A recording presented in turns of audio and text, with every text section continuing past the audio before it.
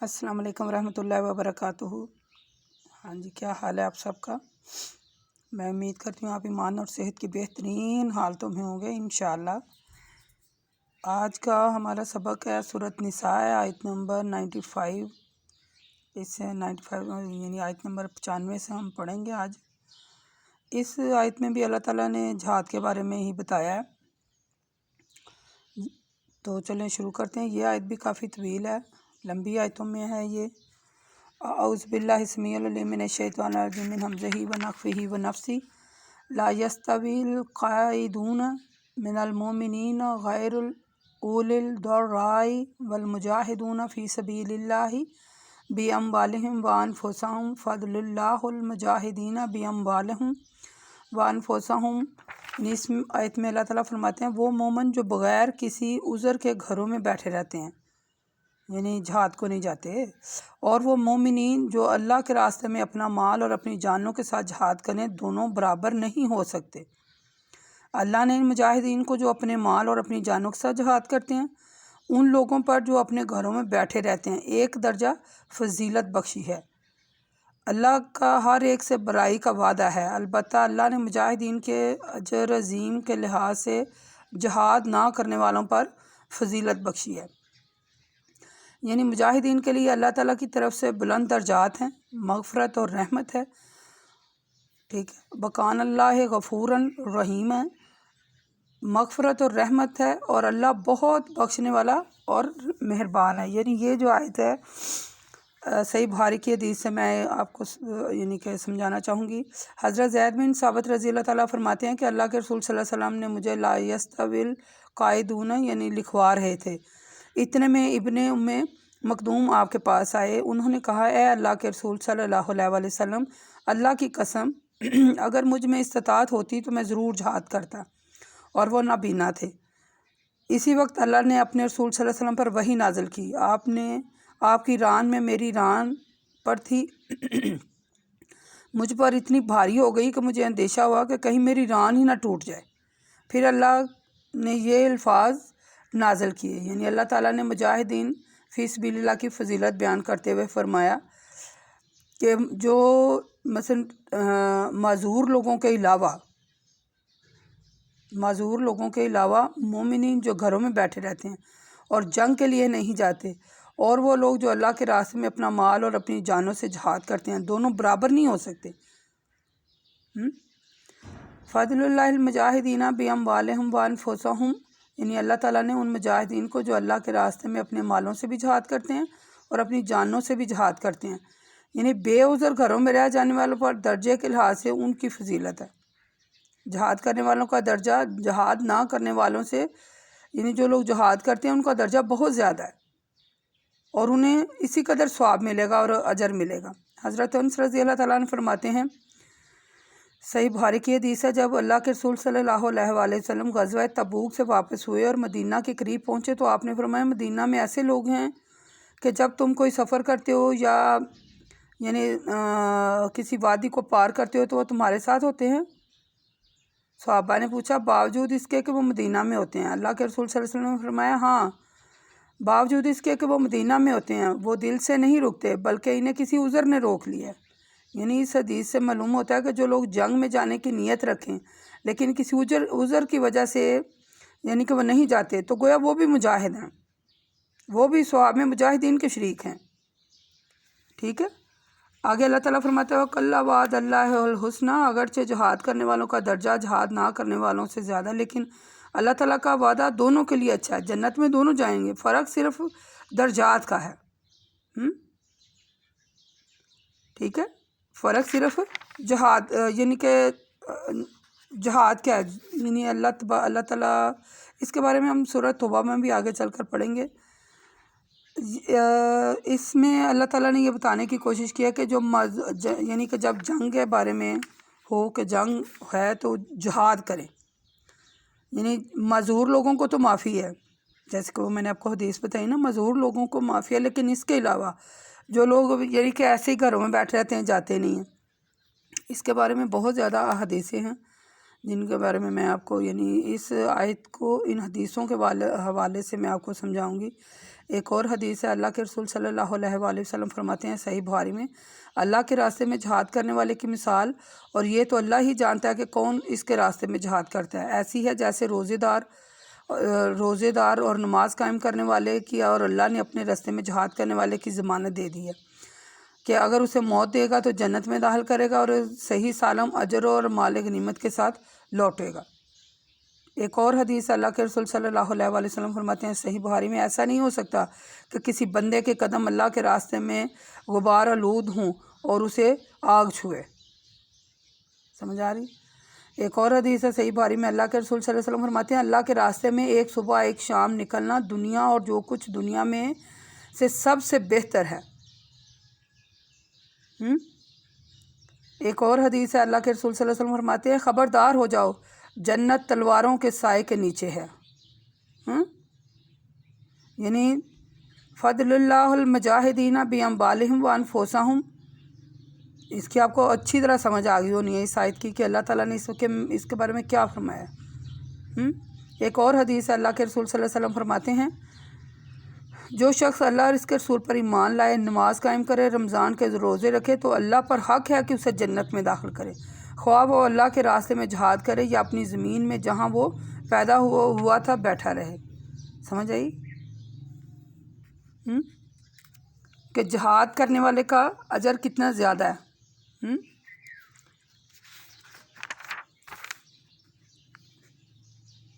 ہمیں دعا کرنی چاہیے ہر حال میں کہ اللہ تعالیٰ کے راستے میں جان اور مال سے جہاد کریں، جہاد کرنے کا بہت زیادہ ثواب ہے، ٹھیک ہے۔ آگے آیت نمبر 97 ہے، ان الذین توفاہم الملائکۃ ظالمی انفسہم قالوا، اس آیت میں اللہ تعالیٰ فرماتے ہیں بے شک جو لوگ اپنی جانوں پر ظلم کرتے ہیں، جب فرشتے ان کی جان قبض کرتے ہیں تو ان سے کہتے ہیں کہ تم کس حال پر تھے؟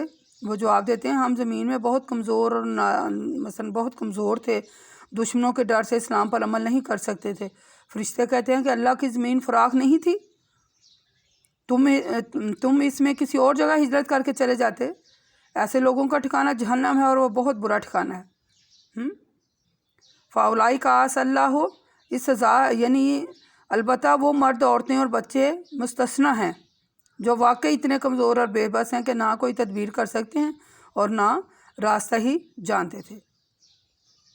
قریب ہے کہ اللہ ایسے لوگوں کو معاف کرے گا، بے شک اللہ تعالیٰ غفور الرحیم ہے، درگزر کرنے والا ہے، معاف کرنے والا ہے وہ۔ ومن یہاجر فی سبیل اللہ یجاہد فی الارض مراغما کثیرا، اور جو شخص اللہ کے راستے میں ہجرت کرے تو وہ زمین میں بہت سی پناہ کی جگہ اور بہت کشادگی پائے گا، اور جو شخص اپنے گھر سے اللہ کے اور اس کے رسول کی طرف ہجرت کرنے کے لیے نکل کھڑا ہوا، پھر اگر اسے راستے ہی میں موت آ جائے تو اللہ کے ذمے اس کا اجر ثابت ہو گیا۔ ٹھیک ہے، سمجھ آ گئی ہے نا؟ وکان اللہ غفور الرحیم، اللہ تعالیٰ بڑا غفور الرحیم ہے۔ یہ آیت جو ہے نا، حضرت ابن عباس رضی اللہ تعالیٰ فرماتے ہیں کہ مسلمانوں میں سے بعض لوگ مشرکین کے ساتھ تھے اور اللہ کے رسول کے مقابلے میں مثلا مشرکین کی جماعت کا اس کی جماعت کے ساتھ تھے، اور وہ بڑے تھے، بہت زیادہ تھے، نہیں تیز،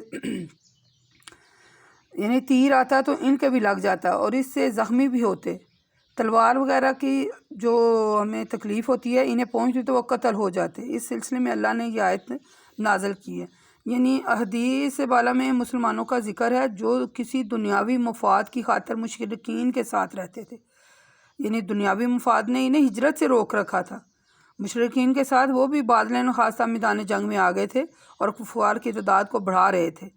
انہی لوگوں کے سلسلے میں اللہ تعالیٰ فرماتے ہیں ان الذین توفاہم الملائکۃ ظالمی انفسہم، جب فرشتے ان لوگوں کی جان نکالنے آتے ہیں نا، تو جنہوں نے دنیا کی خاطر اپنی جانوں پر ظلم کیا تھا تو ان سے پوچھتے ہیں کہ تم کس حال میں تھے، جیسے کہ ابھی آپ نے ترجمے میں سنا نا کہ تم نے اپنے ایمان کا ذکر مثلا اظہار کر کے اسلام پر پوری طرح عمل کیوں نہیں کیا؟ تو جواب دیتے ہیں جی وہ اپنے قصوروں کا اعتراف کرنے کی بجائے کہتے ہیں ہم بڑے کہ کمزور تھے، ہم ڈرتے تھے کافروں سے، تو اسی لیے ہم مثلا مجبور تھے۔ تو پھر فرشتے کہتے ہیں کہ اللہ تعالیٰ کی زمین اتنی وسیع ہے تو تم نے کہیں اور چلا جانا تھا نا، کہیں اور جانا تھا اور اسلام پر پورا عمل کرنا تھا، تو پھر اللہ فرماتے ہیں خبردار ہو جاؤ، ایسے لوگ جو دنیا کی خاطر ہجرت نہیں کرتے ان کا ٹھکانہ جہنم ہے اور وہ بہت برا ٹھکانہ ہے۔ ہاں جو ہوتے ہیں نا کمزور مرد، خواتین، بچے، وہ اس سزا سے مستثنی ہے، کیونکہ وہ واقعی کمزور ہوتے ہیں، بے بس ہوتے ہیں، نہ انہیں پتہ ہوتا ہے ہجرت کی تو کوئی یعنی تدبیر نہیں کر سکتے، نہ انہیں پتہ ہوتا کدھر جانا ہے اور کدھر نہیں، تو انہیں اللہ تعالیٰ معاف کرے گا، اور اللہ تعالیٰ بخشنے والا اور مہربان ہے۔ بات یہ ہے کہ اللہ تعالیٰ اور اس کے رسول کی طرف ہجرت کر کے مثلا آنا اور راستے میں اگر موت آ جاتی ہے نا، تو اللہ اس کے اجر کا ذمہ دار ہے، اور ہمیں دنیا کو ترجیح نہیں دینی چاہیے، دین کو ترجیح دیں، دین کو، کہ ہمارا دین کیا کہتا ہے۔ اگر کوئی ایسا واقعہ یا کوئی ایسا کام پیش آ جائے تو ہمیں ہجرت کر جانی چاہیے۔ زندگی کتنی کا ہے، انشاءاللہ ان آیتوں کی جو تفسیر ہے ان اور بھی آگے چل کر ہم پڑھیں گے، مختلف صورتوں میں ہیں آیات میں، تو ہمیں کوشش پوری کرنی چاہیے کہ اللہ کے احکامات کی جو ہے نا یعنی خلاف ورزی نہ ہو جائے۔ آگے اللہ تعالیٰ کہتے ہیں آیت نمبر 101 میں، اور اگر تم سفر میں ہو تو تم پر کوئی گناہ نہیں ہے کہ اگر تم نماز میں قصر کر لو، بشرطیہ کہ تمہیں یہ خوف ہو کہ کافر اچانک تم پر حملہ کر دے گا، تمہیں فتنہ میں مبتلا کر دے گا، بے شک کافر تمہارا کھلا دشمن ہے۔ یعنی اللہ تعالیٰ فرماتا ہے وَإِذَا ضُرِبَتْ فِي الْأَرْضِ فَلَيْسَ عَلَيْكُمْ جُنَاحٌ، اے ایمان والو جب تم سفر کرو اور تمہیں یہ خوف ہو کہ کافر تمہیں فتنے میں مبتلا کر دیں، تو تم پر کوئی گناہ نہیں ہے اگر تم اپنی نماز میں قصر کر لو، یعنی اپنی نماز میں کمی کر لو، یہ اللہ تعالیٰ کی طرف سے ایک آسانی ہے۔ یعنی اس کے بارے میں نے پہلے بھی ایک آڈیو میں اپنے میں کہا تھا کہ اللہ تعالیٰ نے جس یعنی کہ چیز کے بارے میں، جس مسئلے کے بارے میں ایڈجسٹمنٹ دی ہے، ایڈجسٹمنٹ میں یہ ہے کہ نماز ہے، تو اللہ کہتے ہیں کہ نماز پڑھے انسان کھڑے ہو کر، یعنی سب سے پہلے یہ ہے کہ اگر پانی نہیں ہے تو تیمم کر لے، ٹھیک ہے، یعنی پانی نہیں ہے تو تیمم کر لے، یہ لکھ لیں، کاپی پینسل لیں، ایک مختصر نوٹ جو ہیں یہ لکھ لیں کہ اگر کاپی مثلا لیں لکھیں کہ اگر پانی نہیں ہے تو تیمم کر لے، ایک۔ دوسرا یہ ہے کہ کھڑے ہو کر پڑھے، بیٹھ کر پڑھے، لیٹ کر پڑھے، اشارے سے پڑھے، یعنی چھوڑے نہیں نماز، ٹھیک ہے۔ اور اگر کہیں سفر میں ہے تو قصر کر لے، یعنی ظہر کو عصر کے ساتھ پڑھ لے، مغرب کو عشاء کے ساتھ پڑھ لے۔ یعنی اس کے بارے میں آپ کو ایک حدیث بتاؤں، صحیح مسلم کی حدیث ہے کہ ابتدا میں خضر اور سفر دونوں میں نماز اور 2 رکعت فرض کی گئی تھی، پھر سفر کی نماز تو اتنی برقرار رہی اور خضر کی نماز میں اضافہ کر دیا گیا۔ یعنی اس حدیث سے ثابت ہوتا ہے کہ سفر کی نماز ابتدا ہی میں 2 رکعت ہیں۔ حضرت انس رضی اللہ تعالیٰ عنہ فرماتے ہیں میں نے رسول صلی اللہ علیہ وسلم کے ساتھ مدینے میں ظہر کی نماز 4 رکعت پڑھی اور ذوال خلافہ میں عصر کی نماز 2 رکعت پڑھی، یعنی وہ حضرت اس کے بارے میں ایک اور حدیث میں آپ کو بتاؤں، نبی کریم صلی اللہ علیہ وسلم ظہر اور عصر کی پہلی 2 رکعتوں میں سورۃ فاتحہ اور ایک سورت اور پڑھا کرتے، اور کبھی کبھی ہمیں یہ آیت بھی سنا دیا کرتے اور آخری 2 رکعتوں میں بھی سورۃ فاتحہ ہی پڑھ دیتے۔ یعنی اس حدیث سے معلوم ہوتا ہے کہ عصر کی نماز مثلا 4 رکعتیں ہیں، اوپر کی دونوں رکعتوں میں حدیث کا خلاصہ ظہر اور عصر نماز سفر میں 2 رکعتیں ہیں، ٹھیک ہے۔ یعنی کہ دوبارہ سے سنیے کہ سفر کی حالت میں نماز قصر کر سکتے ہیں، ظہر کو عصر کے ساتھ پڑھ لیں، یعنی کہ جیسے مثال کے طور پر ہماری شادیاں ہیں، ایک مثال دینے لگی ہوں، تو وہ جو سیکنڈ ٹائم کی شادیاں ہوتی ہیں تو اس میں اگر ہم ظہر پڑھ کے گھر سے نکلیں تو ظہر کے ساتھ اگر ہم عصر پڑھ لیں، یعنی کہ وہاں عصر قضا ہو جاتی ہے، شادی میں گئے ہوں، سیکنڈ ٹائم کی شادی ہو تو عصر قضا ہو جاتی ہے، تو ظہر عصر اکٹھی پڑھ کے چلے جائیں، پھر مغرب اور عشاء جو ہے گھر آ کر عشاء کے نماز کے ساتھ مغرب پڑھ لیں، یعنی مغرب عشاء اکٹھی پڑھیں، ظہر عصر اکٹھی پڑھ لیں۔ یعنی یہ میں آپ کو ایک مثال میں نے دی ہے کہ جہاں کہیں بھی اگر آپ کو شک ہو رہا ہے کہ ہمارے جانے میں ہے، اگر عصر مثلا عصر کا ٹائم ہو گیا ہے، آپ کہیں جا رہے ہیں، کہیں سفر میں ہیں، تو ظہر بھی گزر گئی اور اب عصر کا ٹائم آپ کے ہاتھ لگ گیا تو پہلے ظہر کی پڑھ لیں پھر عصر کی پڑھ لیں، یعنی ظہر عصر اور مغرب عشاء ان میں جو ہے نا یہ ہم اکٹھی پڑھ سکتے ہیں، ٹھیک ہے۔ یعنی نماز جو ہے وہ کسی بھی حالت میں معاف نہیں ہے، کسی بھی حالت میں، ہر حالت میں نماز ادا کرنی چاہیے، چاہے آپ سفر میں ہیں چاہے کہیں بھی ہیں، ٹھیک ہے۔ سفر میں ہیں، کہیں بھی ہیں، گھر میں ہیں، کہیں کبھی بھی نماز قضا نہ کیجیے، اس کو چھوڑیے کہ نہیں۔ اس کے بارے میں بہت اللہ تعالیٰ نے فرمایا، یعنی اللہ تعالیٰ نے نرمی دی ہے کہ تیمم کر لو اگر پانی نہیں ہے، سفر میں ہو تو قصر کر لو، بیمار ہو تو کھڑے نہیں ہو سکتے، بیٹھ کر پڑھ لو، لیٹ کر پڑھ لو، اشارے سے پڑھ لو۔ یہ مختلف حدیثوں سے اور حوالوں سے یہ معلوم ہوتا ہے کہ نماز یعنی کہ فرض ہے، اور اس کو چھوڑنا، اب آپ حساب لگا لیں کہ کتنا بڑا گناہ ہے اس کو چھوڑنا۔ قصر کر کے پڑھ لیں، پوری پڑھ لیں، آگے چل کر بھی اس کے بارے میں ذکر ہے انشاءاللہ تعالی۔ آگے ہے آیت نمبر 102 ہے، یہ بہت طویل آیت ہے۔ قرآن پاک میں سورۃ بقرہ میں طویل ترین آیتیں ہیں، اور سورۃ نساء میں بھی بڑی طویل ترین آیت ہے۔ یہ بھی آیت بہت طویل ہے، اس کا ترجمہ میں آپ کو سناتی ہوں۔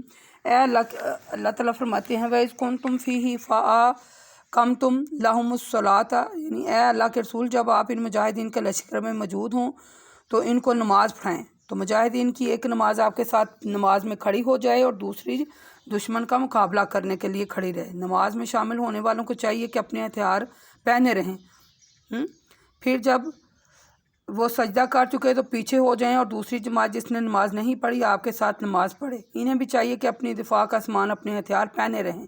اے ایمان والو، کافر تو یہ چاہتے ہیں کہ اگر تم اپنے ہتھیار اور ساز و سامان سے غافل ہو جاؤ تو وہ تم پر یکے بعد دیگری حملہ کر دیں۔